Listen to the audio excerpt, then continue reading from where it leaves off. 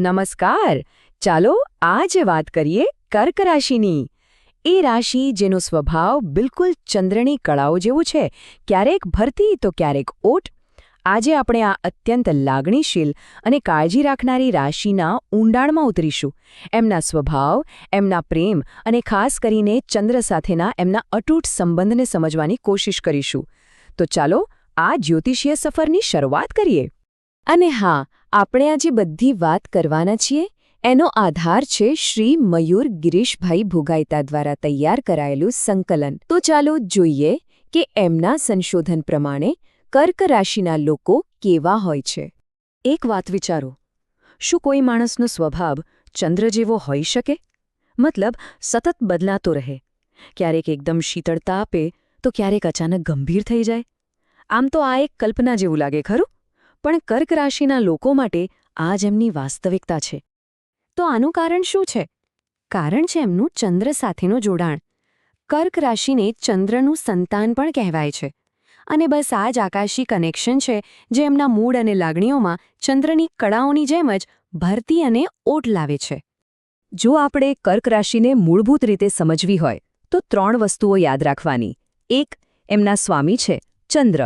બીજું, એમનું પ્રતીક છે કરછલો. અને ત્રીજું, એમનું તત્વ છે જળ. આ 3 વસ્તુઓ ભેગી મળીને એમના સંવેદનશીલ અને રક્ષણાત્મક સ્વભાવનો પાયો બનાવે છે. પણ આ ચંદ્રનું કનેક્શન કામ કઈ રીતે કરે છે? બહુ સરળ છે. જેમ ચંદ્ર દરિયામાં ભરતી ઓટ લાવે છે ને, બસ એ જ રીતે એ કર્ક રાશિના લોકોના દિલમાં પણ લાગણીઓના મોજા ઉછાળે છે. ક્યારેક લાગણીઓનો ઉછાળો તો ક્યારેક એકદમ શાંતિ. અને એમની સંવેદનશીલતા તો ગજબની હોય છે. કર્ક રાશિના લોકો ખરેખર ખૂબ જ કોમળ દિલના હોય છે. એ બીજાના મનની વાત તરત જ સમજી જાય છે. અને હા, નાની અમથી વાત પણ એમના દિલને સ્પર્શી જાય અને એ તરત ભાવુક થઈ શકે છે. તો સવાલ એ થાય કે આટલી બધી લાગણીશીલતા એમના સંબંધો પર કેવી અસર કરતી હશે? જુઓ, તેઓ કુદરતી રીતે જ પોતાના પરિવાર અને મિત્રોનું કેન્દ્ર બની જાય છે.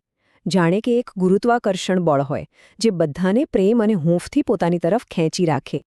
એમના માટે જીવનમાં 2 વસ્તુઓ સૌથી ઉપર છે. પહેલું છે પરિવાર અને બીજું છે મિત્રતા. સાચું કહું તો ઘર અને પરિવાર જ એમની દુનિયા છે. અને જો કોઈ એમના મિત્ર બની ગયા તો સમજી લો કે જીવનભરની વફાદારી અને સાથ પાક્કો. ઓકે, તો હવે વાત કરીએ એમના સૌથી ચર્ચિત ગુણની, એટલે કે એમના બદલાતા સ્વભાવની.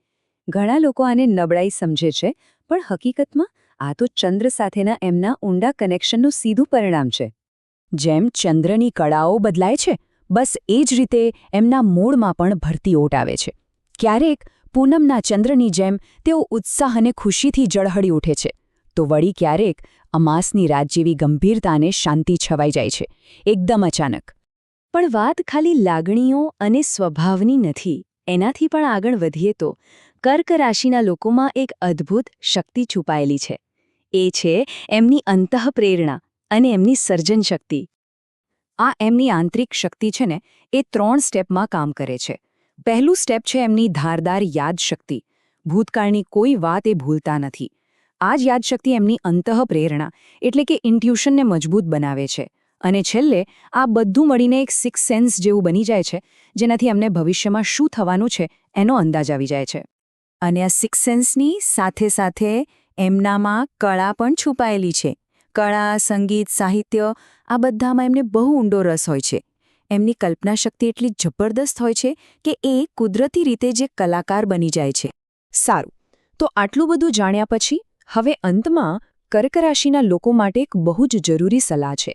આ સલાહ એમના સ્વભાવની એક સંભવિત નબળાઈ સાથે જોડાયેલી છે.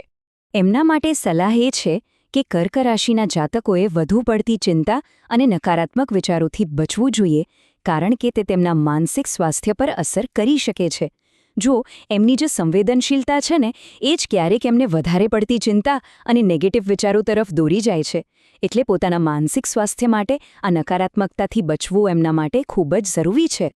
તો આ બધું સાંભળ્યા પછી ચાલો એક પળ માટે વિચારીએ, શું આપણા જીવનમાં પણ કોઈ આવી વ્યક્તિ છે? કોઈ એવું જે ચંદ્ર જેવું હોય, અત્યંત લાગણીશીલ, વફાદાર, પરિવારને પ્રેમ કરનારું અને હા, મૂળ પણ જેમનો બદલાતો રહે. જો આવી કોઈ વ્યક્તિને ઓળખીએ તો કદાચ આપણે એમના સંબંધોને વધુ સારી રીતે સમજી શકીએ. તો કર્ક રાશિ પરની આપણી આ ચર્ચા અહીં પૂરી થાય છે. આ બધી સુંદર માહિતીનું સંકલન કરવા બદલ ફરી એકવાર શ્રી મયુર ગિરીશભાઈ ભોગાયતા, રાણા રોજીવાડા, ભરૂચનો ખૂબ ખૂબ આભાર. ફરી મળીશું.